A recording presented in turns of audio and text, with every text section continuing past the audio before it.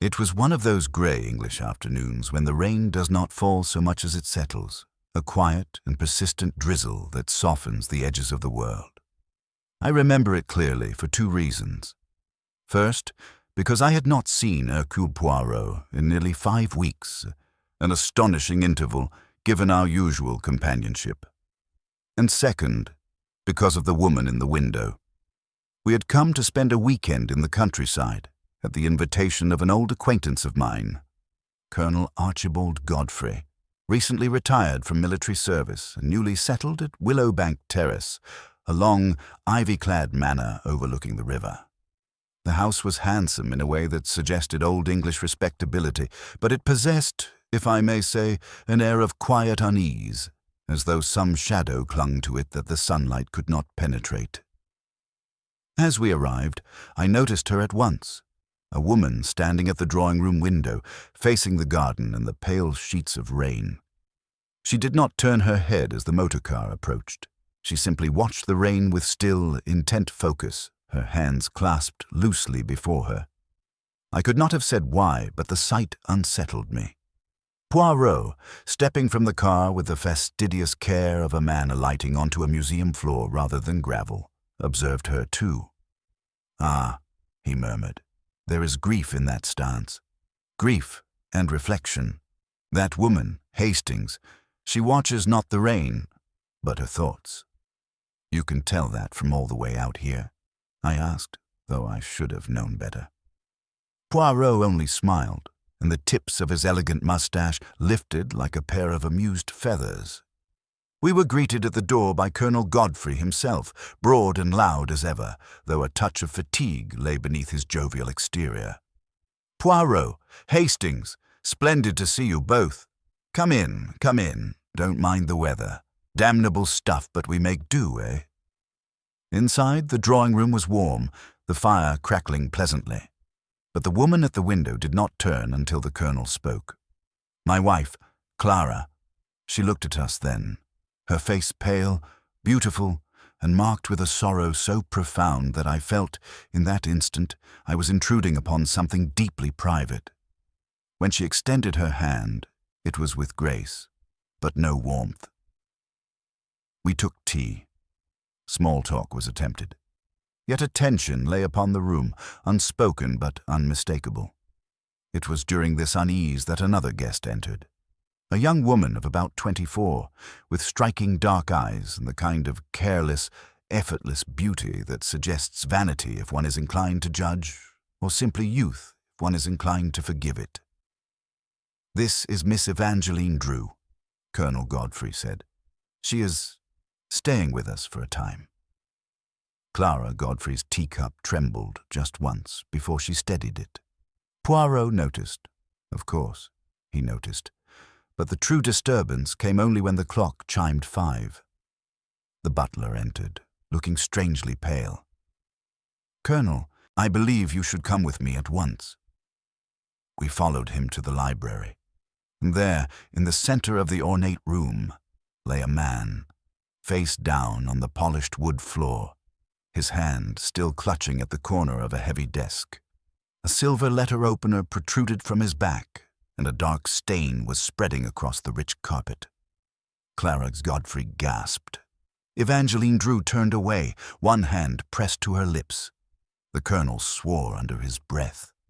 Poirot, his expression sharpening to pure focus, bent, not to touch the body, but to look. Who is he?"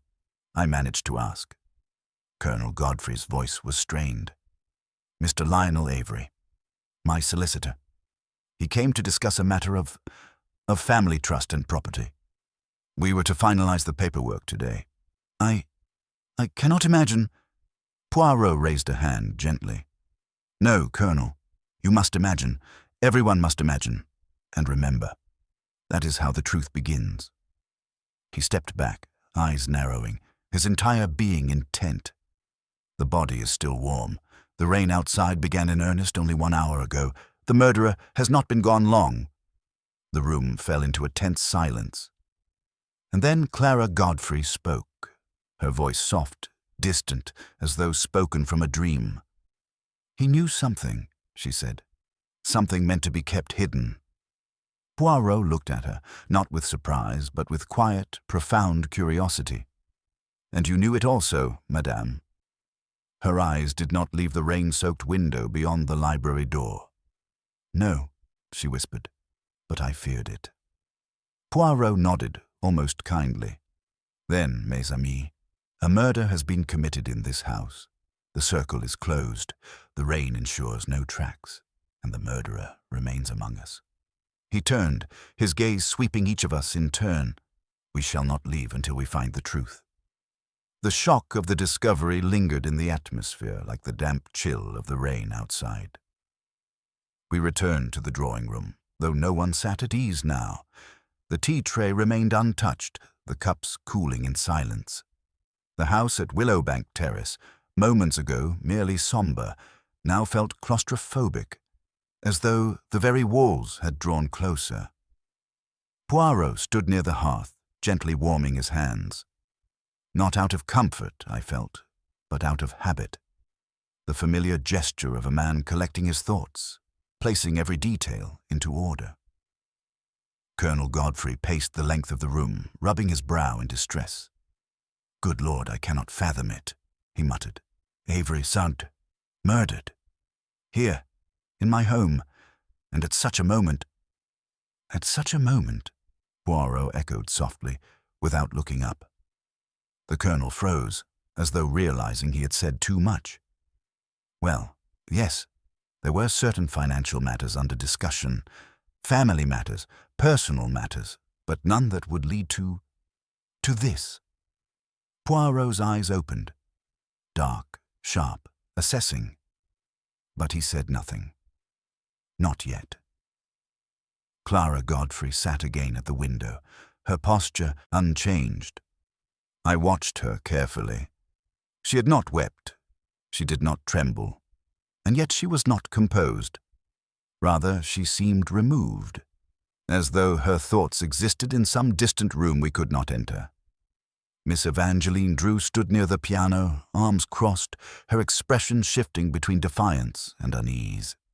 She was restless, like an actress waiting for her cue, though unsure whether she wished to perform. Poirot cleared his throat with a soft, polite sound. "If you permit, Colonel Godfrey, we shall proceed with order. There are 5 persons in this house who matter to this investigation." He lifted a finger, elegant as a conductor beginning a symphony. 1.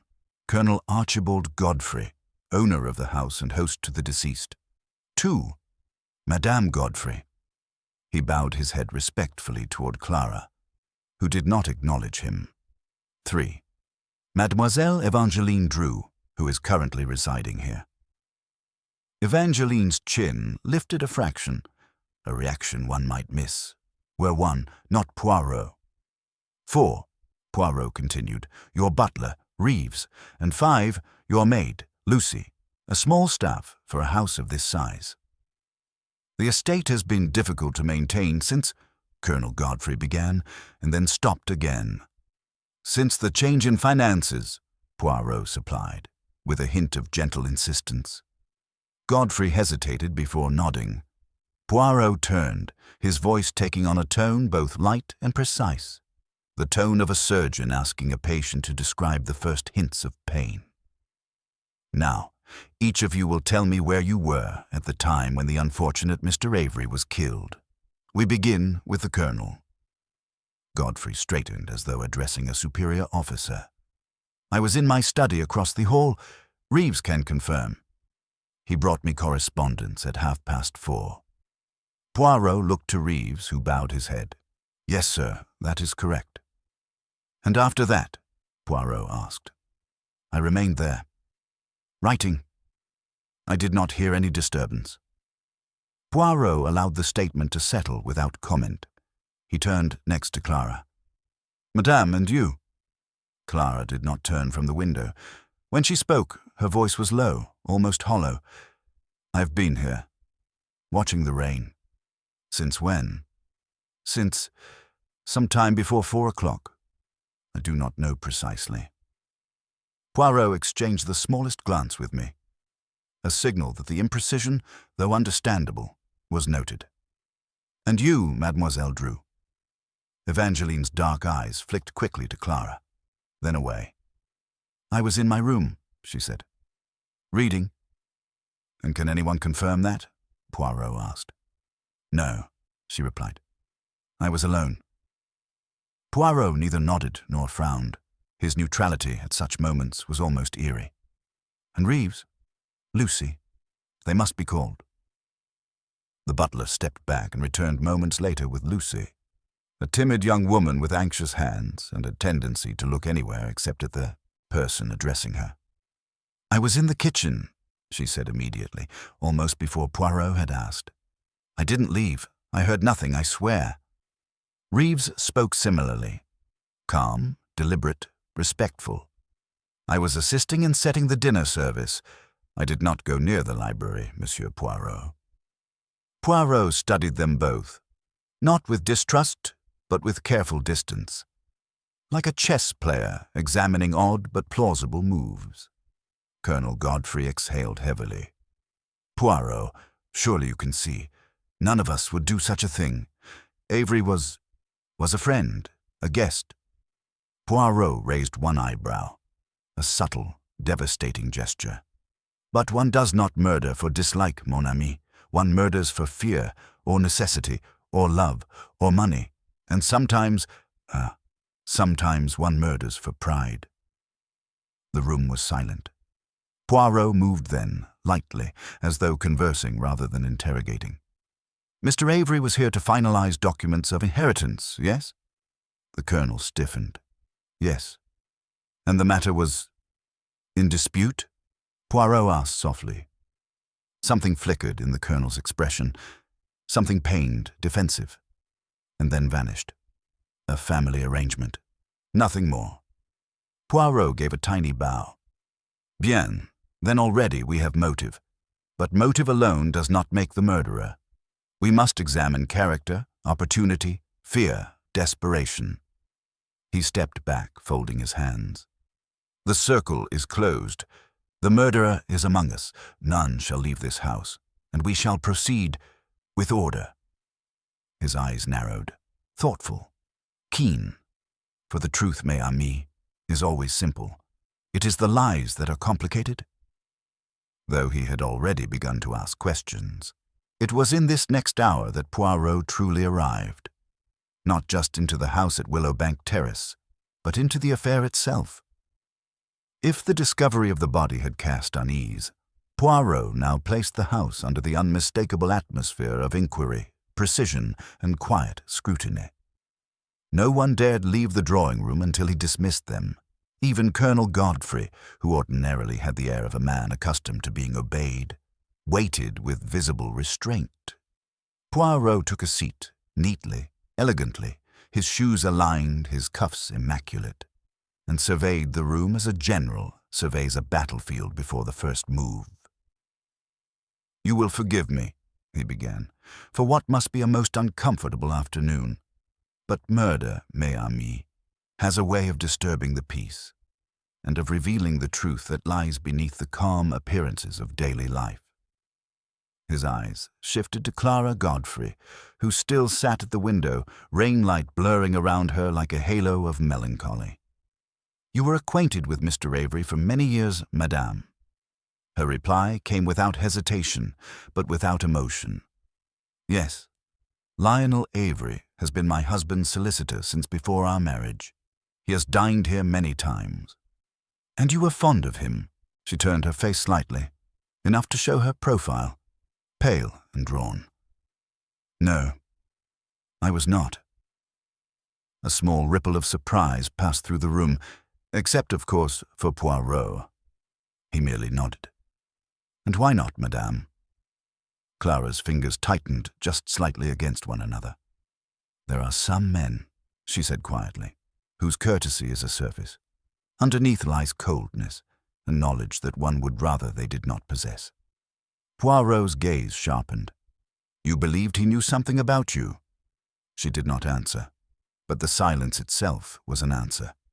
At once Colonel Godfrey stepped forward. "Clara, my dear, there is no need.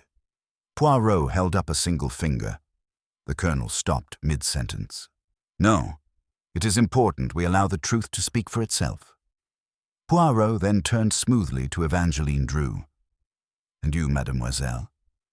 Did you like Mr. Avery? Her answer came swift, too swift. Of course. Why would I not? Poirot gave a soft little hum. Sometimes, mademoiselle, the dislike is not spoken, but it is there. Seen here. He tapped his chest lightly. In the quickening of the breath, the tightening of the mouth, the glance that avoids. Evangeline flushed, a bright, guilty rose. She did not reply. Poirot moved no further in questioning for the moment. Instead, his gaze drifted, slowly, deliberately, around the room. Over the mantel, the painting of a hunting scene, the table where the tea cooled, the faint, damp footprints in the hallway beyond. It was as though he were arranging invisible shapes, constructing a map known only to him. Then he rose. "Come, Hastings," he said. "We shall look at the scene of the crime." We left the others, who remained in tense, watching silence. The library was dim, the curtains drawn halfway. The rain tapped gently on the glass. Lionel Avery's body had been respectfully covered with a linen sheet, though the dark stain beneath reminded one unmistakably of the violence that had occurred. Poirot did not approach the body first.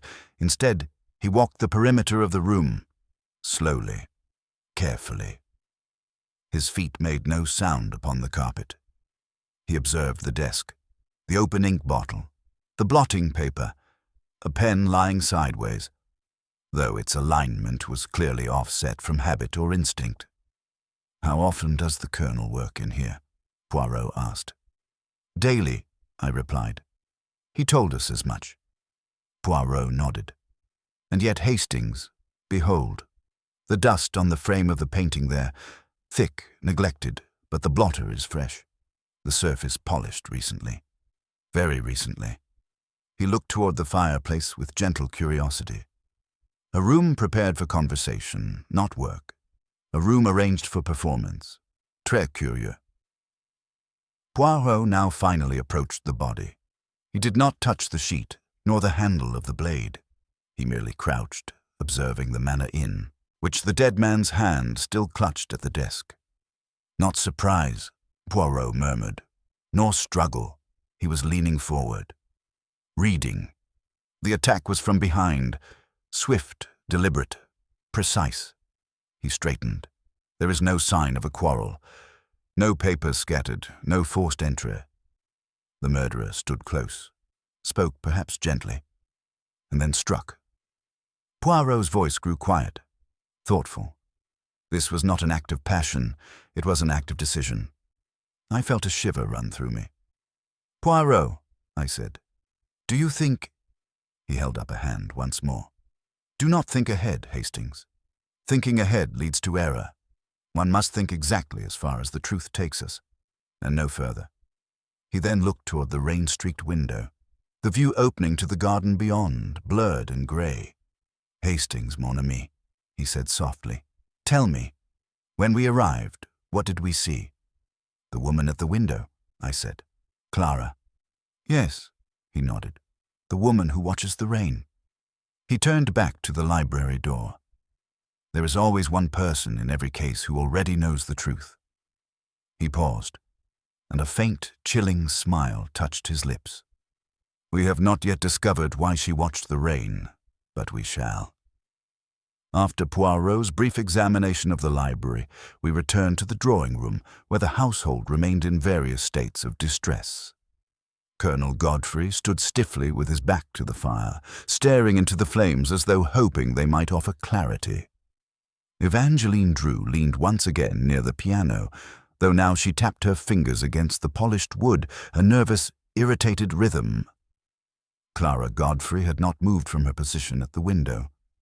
Reeves and Lucy waited quietly along the wall, both clearly uncomfortable. Poirot resumed his seat, lacing his fingers lightly. "Now," he said gently, "we shall speak each one in turn.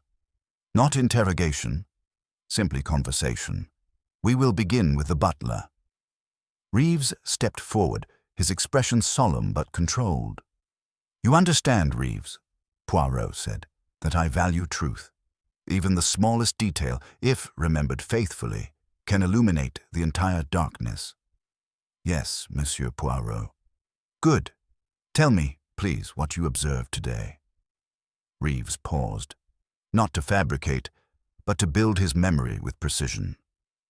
Mr. Avery arrived shortly after 3:30. He asked to see the Colonel at once. They spoke in the study for some time. I could hear the tone of conversation, but not the words. The Colonel raised his voice only once. Mr. Avery remained calm. Poirot made a small sound, interest, not surprise. And after the conversation, he asked. They came to the drawing room. Tea was brought. Mrs. Godfrey was here already. Miss Drew joined a few minutes later. The atmosphere was strained. Poirot lifted a brow. Ah? In what way strained? Reeves chose his words deliberately. Mrs. Godfrey seemed troubled. Mr. Avery attempted conversation, but she answered only briefly. Miss Drew appeared uneasy. The Colonel tried to maintain chair. And then, Poirot prompted. Mr. Avery requested to speak to the Colonel again, privately. They went to the library. The Colonel returned 5 minutes later and went to his study. Mr. Avery remained in the library alone. That was the last I saw him alive. Poirot nodded. You saw no one else enter the library? No, sir. Poirot sat back slightly. Merci, Reeves. That was very orderly. He turned next to Lucy, the maid, who stepped forward timidly. Lucy, Poirot began, you were in the kitchen? But you see and hear more than others might think.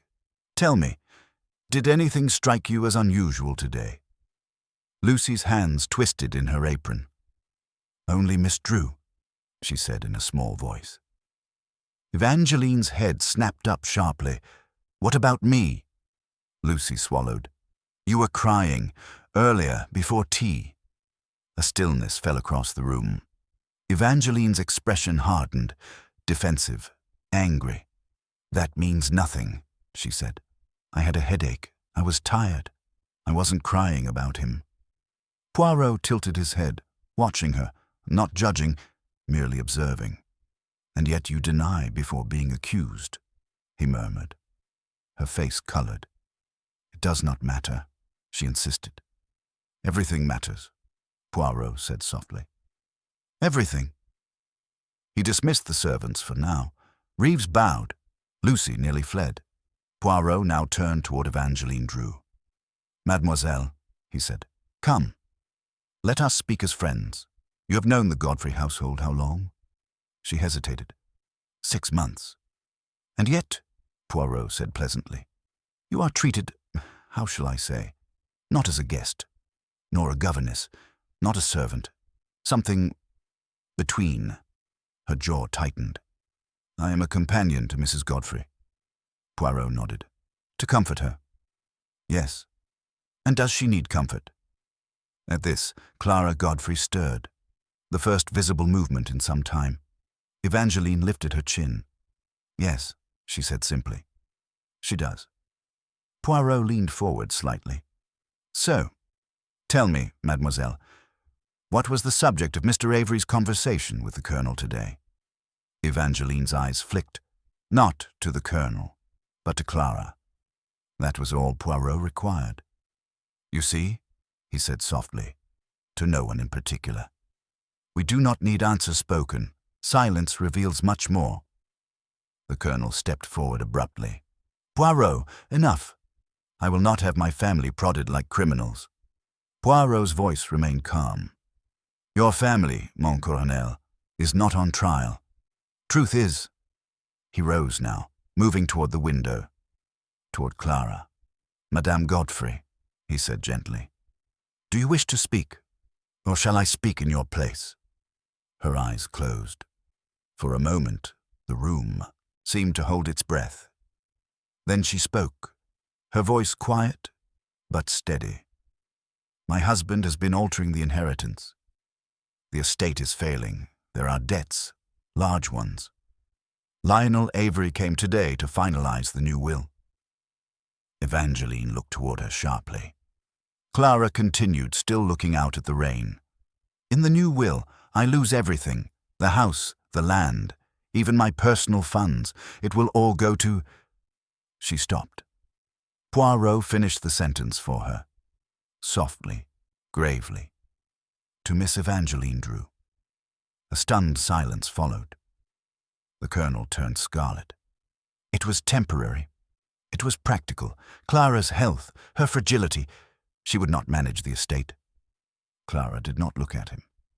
Poirot's voice was velvet, but velvet drawn over steel. So, we have motive, he murmured. The strongest motive of all.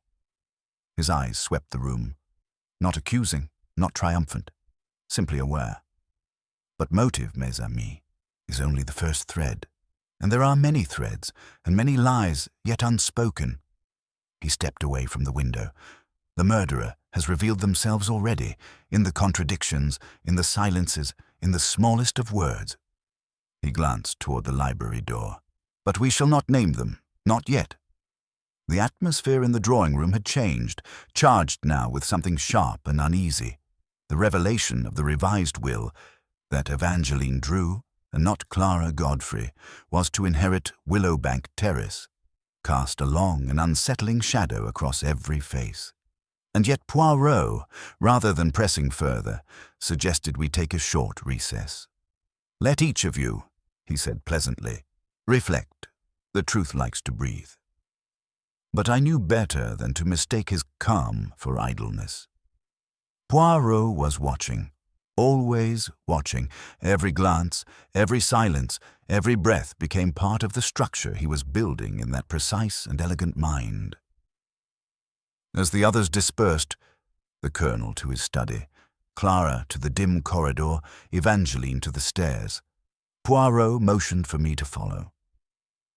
We returned again to the library. The rain outside had sharpened to a steady patter. The fire hissed and crackled, casting flickers of light across the sheet-covered form on the floor. Poirot paced slowly, the way a man might walk a labyrinth he has walked many times before. Hastings, he said suddenly, tell me, what is the most dangerous thing in the mind of a murderer? I hesitated. Hatred? Non. Hatred is loud. It is clumsy. It leaves traces. No, the most dangerous thing is certainty. The murderer believes the plan perfect, and so they fail to guard the smallest detail. Always, there is a detail. He stopped before the desk. Observe. On the blotter lay a sheet of paper, cream-colored, finely textured, at first glance, untouched. But Poirot pointed to the faintest indentation. Someone wrote and removed a note here. I leaned closer. True enough, the faint pressure marks of handwriting could still be seen. But how can we read it? I asked. A mirror, some graphite, and patience, Poirot replied. But later, now we witness something else. He pointed to the carpet, the thick, ornate rug beneath Avery's body. Hastings, look, the blood has spread outward, evenly. Yet the body lies not in the center of the stain, but slightly forward. I frowned. Meaning, the body was moved? Only a little, very little. But yes. Poirot tapped his temple. Moved by someone who feared it appeared too staged, yet by correcting, they left a second error. I felt a small thrill. Poirot had found something. Before I could ask further, footsteps sounded in the doorway. It was Reeves. Monsieur Poirot, he said quietly, Inspector Galloway from the county police has arrived. Poirot sighed, not with dread, but with the resignation of a man who must now deal with an enthusiastic but unsubtle mind. Inspector Galloway was tall, broad, and so thoroughly English he seemed carved from the countryside itself. His moustache, I regret to say, was large, bristling, and tragically shapeless. Had Poirot seen it in another context, he would have wept. "Well," Galloway declared, upon being shown the body, "open and shut, is it not? These domestic murders always are." Poirot's eyelid gave a slight quiver, the closest he ever came to wincing.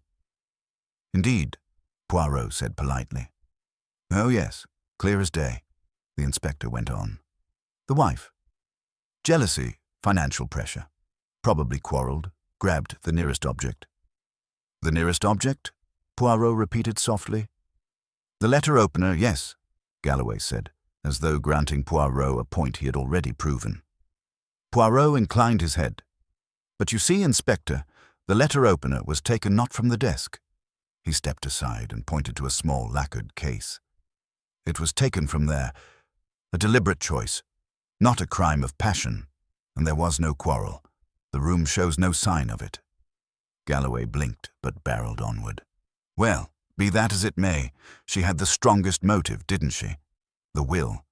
Mrs. Godfrey loses everything. She was desperate."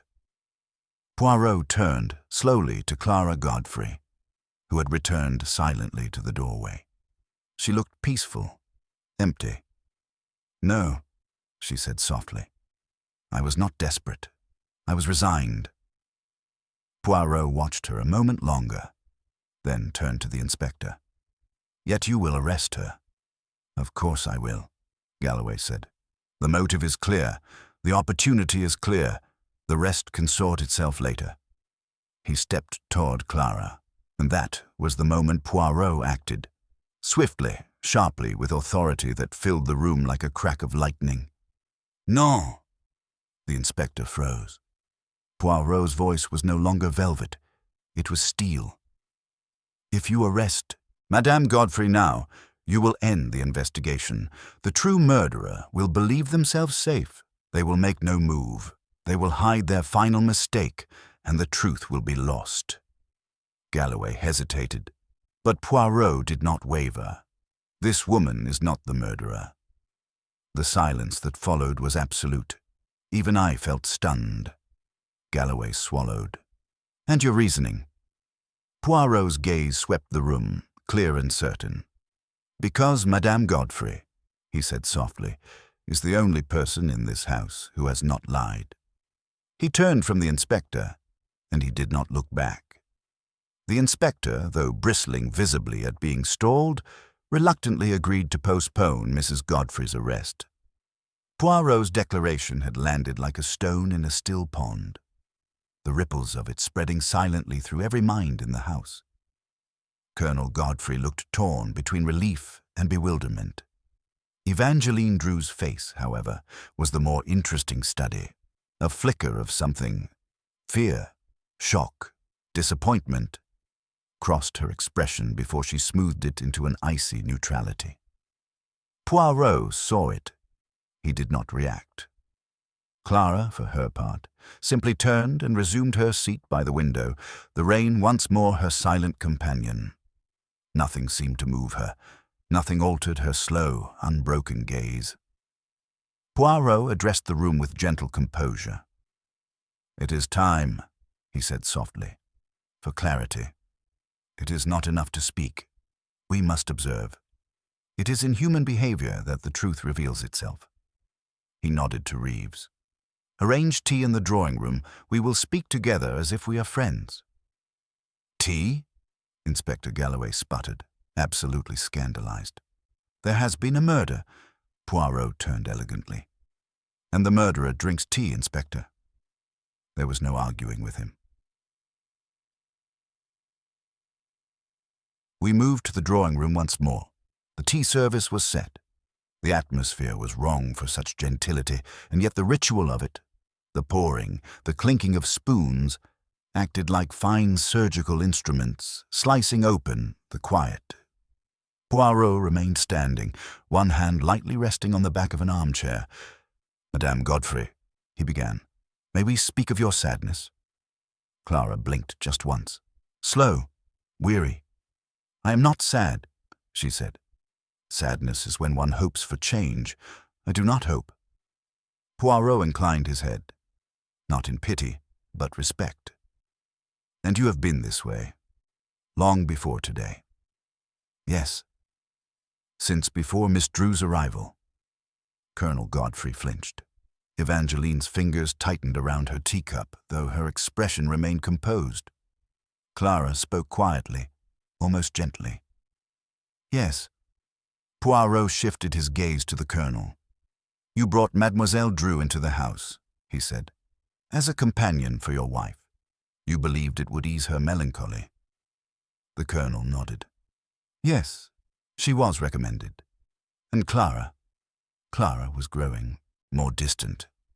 I thought a friend, a bright young presence, might bring her some warmth. Poirot raised one brow. And did it? Silence. Clara answered for him. No. Evangeline's lips pressed together, but whether in guilt or resentment I could not say. Poirot continued softly. Mademoiselle Drew, you are young, charming, intelligent. But this house has sadness, yes? A cloud, and one who lives beneath a cloud does not easily welcome the sun. Evangeline's composure cracked just for a breath. I tried, she said, and suddenly the veneer of cold poise gave way, revealing something sharp beneath. Frustration, exhaustion, perhaps even hurt. I have listened to her silence day after day. I have walked with her by the river while she did not speak. I was kind to her. I sat beside her every evening, and she never once looked at me. Do you know what it is to be unseen in the place where you live? Poirot nodded, slowly. Oui, it is a terrible thing. Clara did not react, or perhaps she reacted too deeply for expression. Poirot turned his gaze, very gently, to Evangeline. So, let us speak plainly. You were to inherit the estate. Evangeline's throat tightened. I did not want it, she whispered. I only wanted to be valued. And with those words, scarcely more than a sigh, the room shifted. Colonel Godfrey looked at her, truly seeing her for the first time. But Poirot did not allow the emotional current to distract him. He stepped closer. Very small, very precise steps. Mademoiselle, he said, you were crying earlier today. Evangeline did not deny it this time. Yes. Because of Mr. Avery? A pause. A breath. Yes, she whispered. Poirot lowered his voice so that even I had to lean closer to hear. And was it because he threatened you? The effect was immediate. Evangeline gasped. The colonel stared. Clara turned her head, just slightly, as though awakening. Poirot continued. Mr. Avery was a solicitor, and solicitors know secrets. He knew that the will favored you. He also knew, perhaps, how it appeared to others. He may have warned you, or demanded something, or threatened to withdraw his support. Evangeline's composure collapsed then, not into tears, but into fury.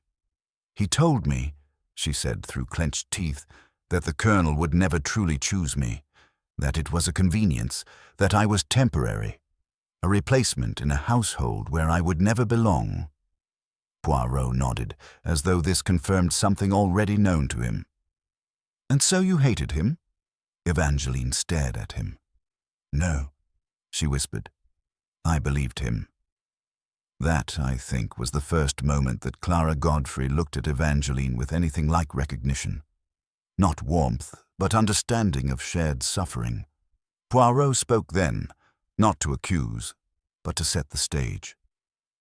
Very good. Now we see the emotional landscape, but emotion alone is not murder. He turned away, slowly, deliberately. No, the murderer is calm at this moment, silent, watching. His eyes slid, just briefly, to the doorway, where Reeves stood, not startled, not uncomfortable, perfectly still. Too still. Poirot smiled, faintly. The game, he said softly, has begun. It was nearing 7 o'clock when the house seemed to grow darker, though the lamps had been lit. The rain had not ceased. It pressed against the windows with a soft and steady insistence, as though the world outside wished to come in.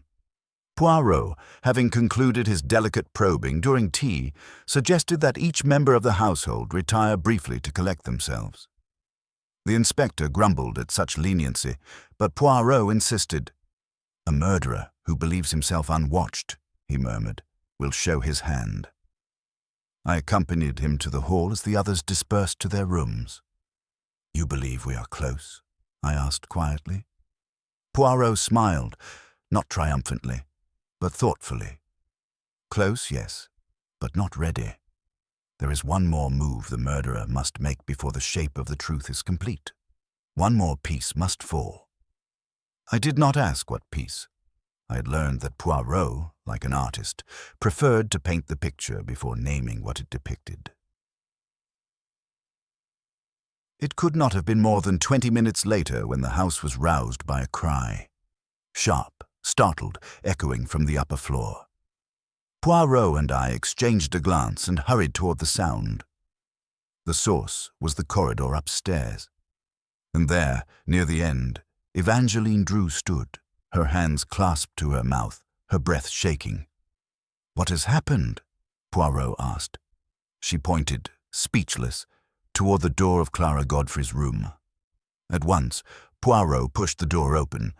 Clara lay collapsed beside her writing desk, her body crumpled in an unnatural angle. A small bottle lay on the carpet, its contents spilled. Beside it, a glass. I felt the blood drain from my face. "Poirot!" I gasped. "She's—" Poirot was already kneeling, his precision intact even under urgency. He examined her pulse, her breath, her eyes. "Not dead," he said sharply, "but nearly. Hastings, call Reeves quickly." I ran.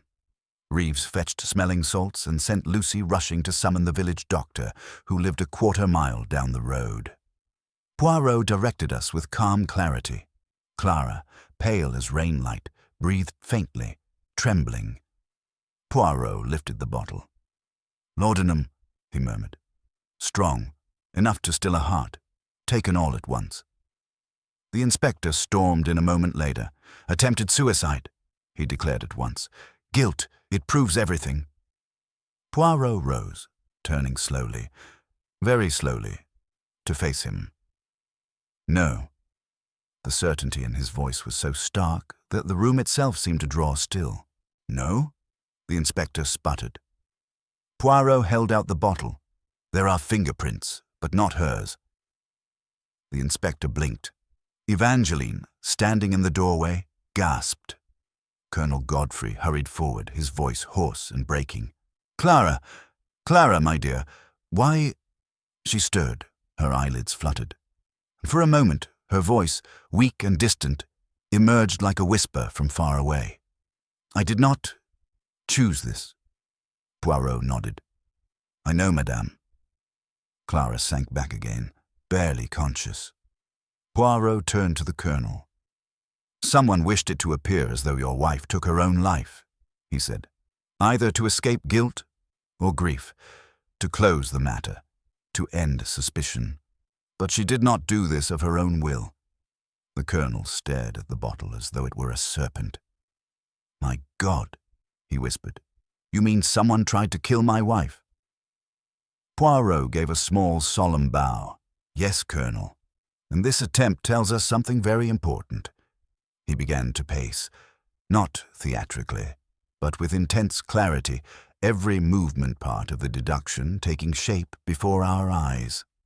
"Consider, if Clara dies, the suspicion of her guilt seems complete. The murderer would be safe. The inheritance matters would go forward without objection.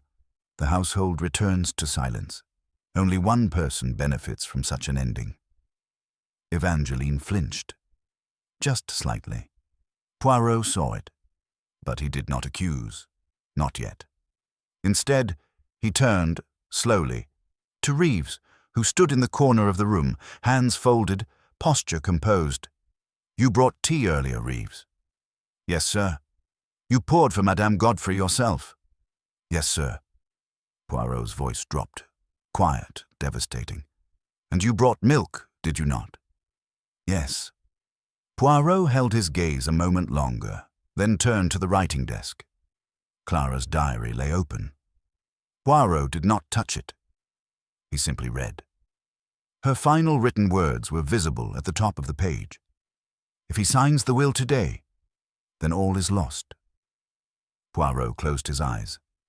Just once, as though confirming something deeply, privately known to him. He looked back to Reeves.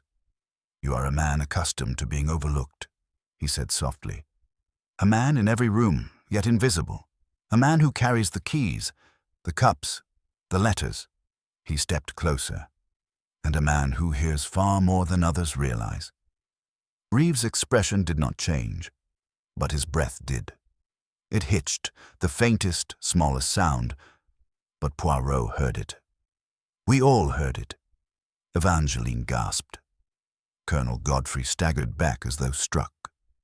Poirot did not yet name him. He simply said, "The murderer is afraid." Reeves's jaw clenched. Poirot's voice, soft as rain, finished. And fear, mes amis, reveals everything. The doctor arrived within minutes, a thin, spectacled man with an air of quiet competence. Clara Godfrey was carried gently to the Iton guest room adjacent to the landing, where the doctor administered treatment and assured us she would recover consciousness by morning, if undisturbed. The laudanum had not been enough, by some providence, to end her life, but the intent was unmistakable. Inspector Galloway was determined to act at once. I'll take the butler in for questioning, he declared, puffing himself up like a kettle about to whistle. A man in his position, access to everything, motive to secure advantage for the girl, perhaps. Poirot raised a hand. Just a hand, one gesture, and the inspector stopped speaking. No, no, no, you think too quickly, always too quickly, Poirot murmured. Reeves is connected, but not by greed, not by inheritance, not by personal gain. He turned to the colonel. You must tell us the truth now. Colonel Godfrey looked exhausted, older than he had when we arrived only hours earlier. I don't know what you mean, he said, but the words were hollow, rehearsed. Poirot nodded, as though expecting exactly that. He moved to the library once again. We followed. The colonel reluctantly, Evangeline hesitantly, Inspector Galloway indignantly. Reeves came last, silent as always. Poirot stood before the desk, before the blotter with the faint indentation of writing. Hastings, he said, the graphite, if you please. I took a soft pencil and a sheet of thin paper from Poirot's case, which he always carried, much as a soldier carries ammunition. Poirot laid the clean paper gently atop the blotter and shaded lightly, back and forth, in patient, delicate strokes. Slowly, the shape of words emerged, as though a ghost had begun speaking from the fibers of the page. Avery's handwriting, unmistakable. She knows. She has found out. The room went very still.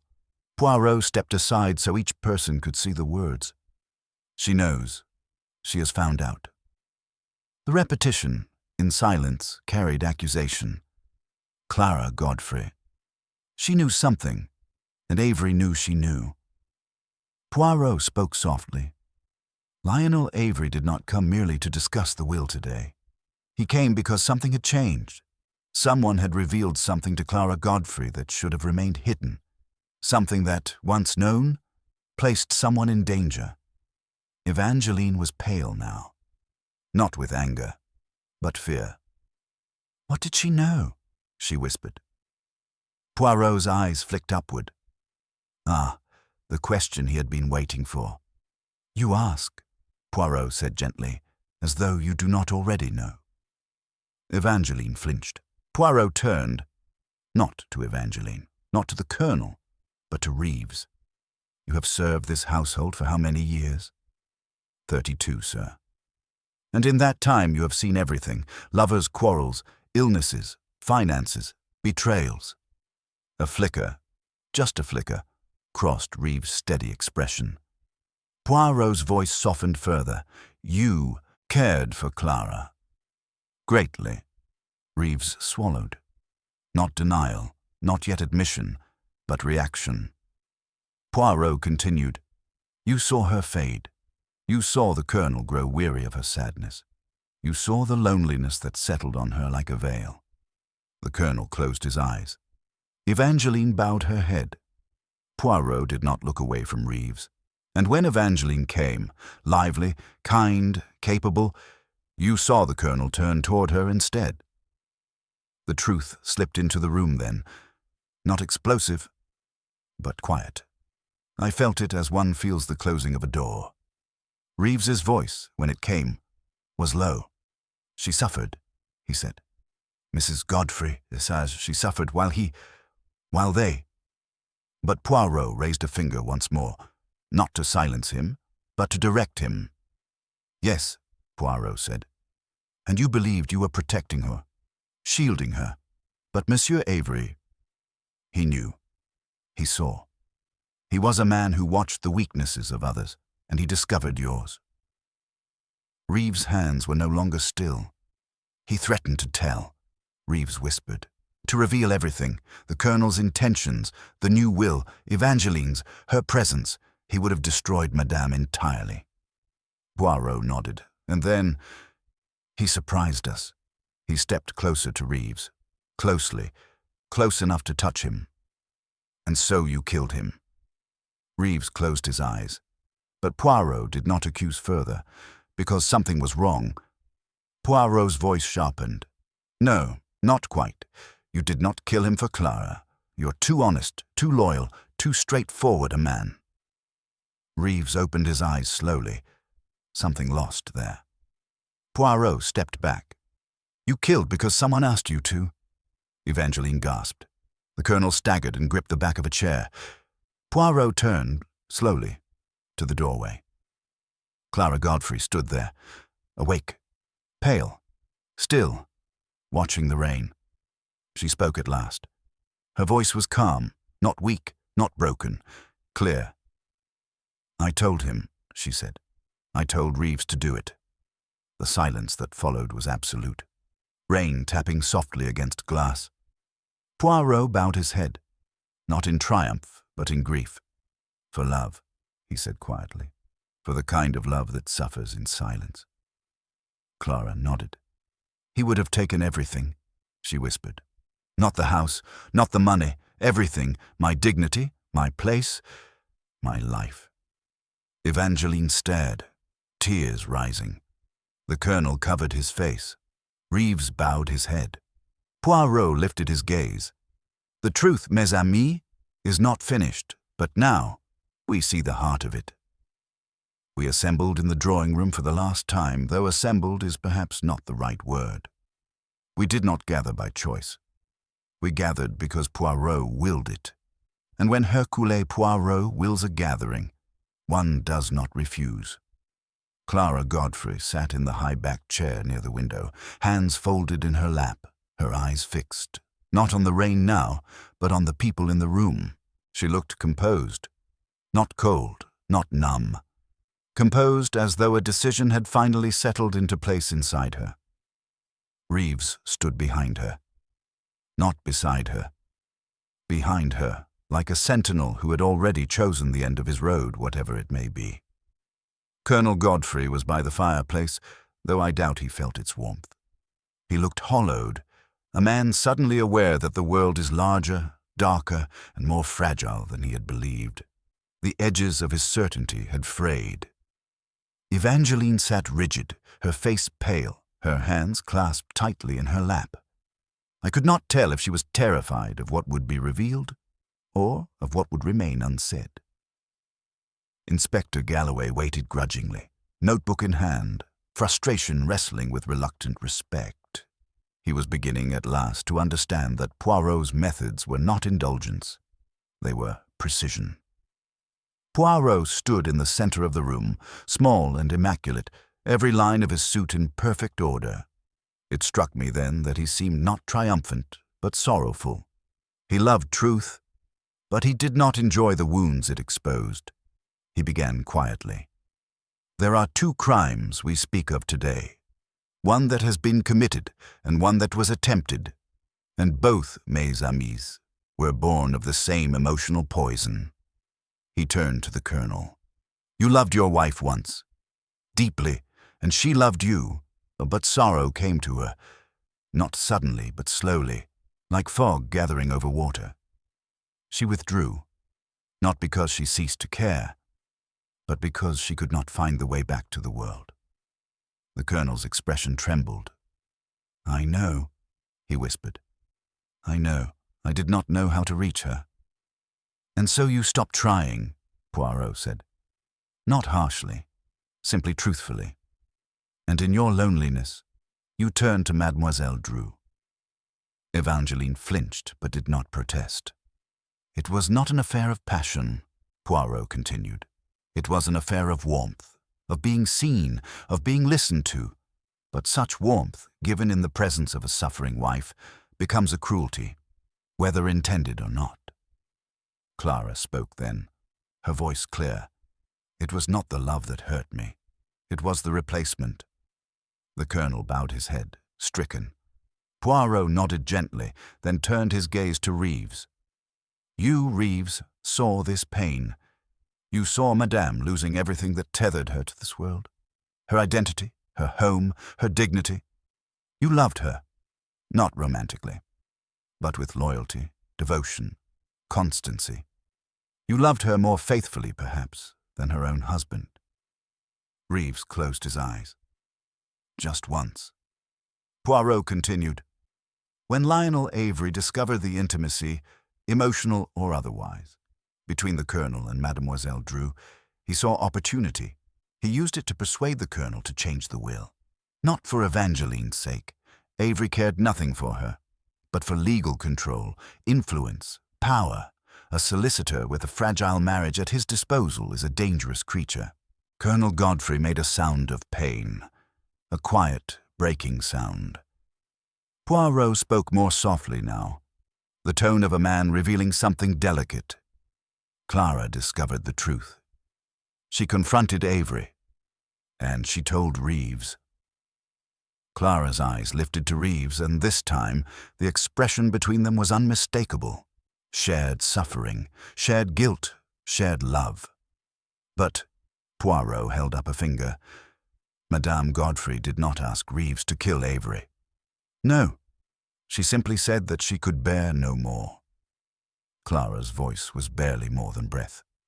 I did not say the words. I did not need to. He understood. Poirot nodded. And so Reeves took the letter opener. He entered the library quietly. Avery was turned away. One swift motion, planned, precise. And it was done. The room did not move. No breath, no gasp, only the soft ticking of the clock. But the murderer did not attempt to poison Madame Godfrey. Poirot continued, turning his gaze now, slowly, toward Evangeline. Evangeline's face drained of all color. Poirot's voice remained calm. Mademoiselle Drew brought the laudanum. She placed it in the tea, because Reeves killed for love. But you tried to kill for fear. If Clara lived, the truth would emerge. The inheritance matter would unravel. You would be cast out. Again, unseen, unwanted, forgotten.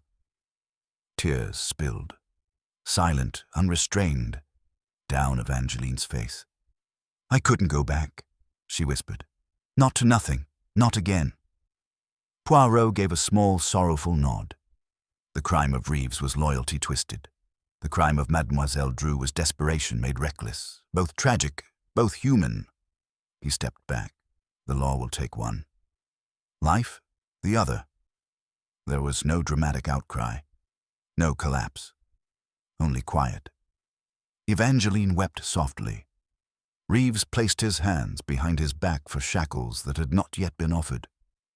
Clara closed her eyes, but did not weep. The colonel knelt beside her, not as a husband claiming his wife, but as a man petitioning forgiveness. Poirot looked toward the rain-washed window. Human hearts, he murmured, are the most fragile instruments, and the most dangerous. It was near midnight when the house at Willowbank Terrace grew still again. The storm outside had softened to a fine mist, the rain now barely more than a memory pressing against the darkened panes. The air inside the drawing-room remained heavy, though not with dread now, but with consequence. Inspector Galloway, after a long and reluctant silence, stepped toward Reeves.